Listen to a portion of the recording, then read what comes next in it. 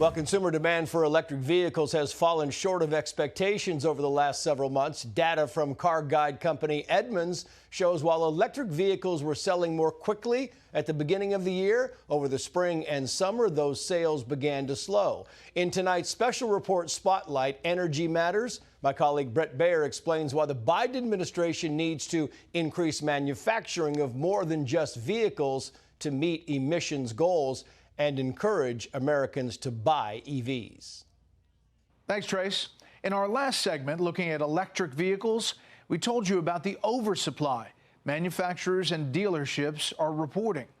Tonight, we see what additional infrastructure would be needed to help reach President Biden's emissions goals. They're promoting policies that will drive the sale of electric vehicles, but not necessarily the use of electric vehicles. The number of electric vehicle charging ports in the U.S. has nearly doubled in the past 3 years. Public charging ports account for 88% of all EV charging ports. With EV chargers, does that add obviously more stress on the grid, more need for electricity? Yeah, the increased demand itself adds stress. And on top of that, it's a different kind of load. You know, people want to charge their cars really fast. And so that's a lot of electricity in a short amount of time. It's not the way the grid's set up to operate today. There are 3 different levels of charging stations. Only about 200 are level 1. Those can take more than 50 hours to charge a vehicle from empty to 80% full. Most public stations are level 2.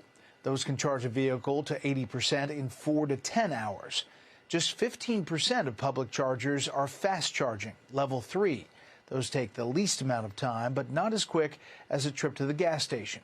It takes between 20 minutes to an hour to get a vehicle to 80% charged at those level 3 stations. Everyone has its own set of complexities, and it's hard to get these things built. These things don't just happen overnight, and you got to get permitted and cited. So it's not that easy as people make it out to be. Okay, here we go.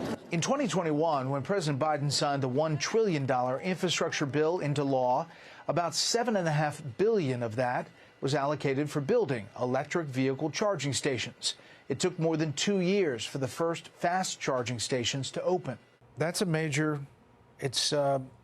drawback. It tells you how tough it is to make this system work. And every situation's different.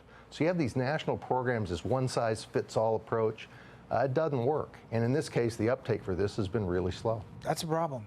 Yeah, that is a problem. And I got to say, I represent a lot of the rural areas where there's not as big of an uptake on electric vehicles because of the range people have to drive in their vehicle every day. The Energy Department is tracking locations across the U.S. where an electric vehicle road trip would be possible, using what the department calls fuel corridors. But most are still in planning stages. Those currently in place are mostly along the east and west coasts. A 2,400-mile road trip along Route 66 is not yet possible in an electric vehicle.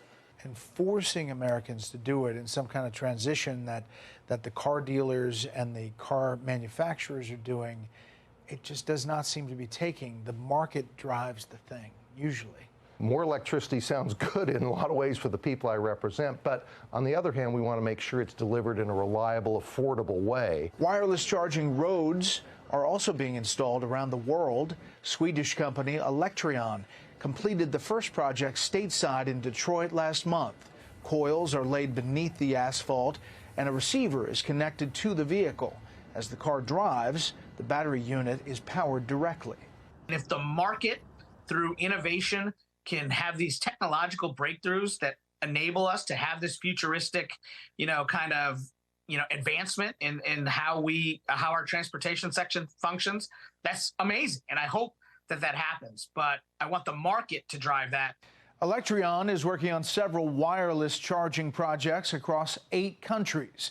Those include bus terminals in Israel, delivery truck loading docks in Sweden, and trucks at ports in China. We'll send it back to you.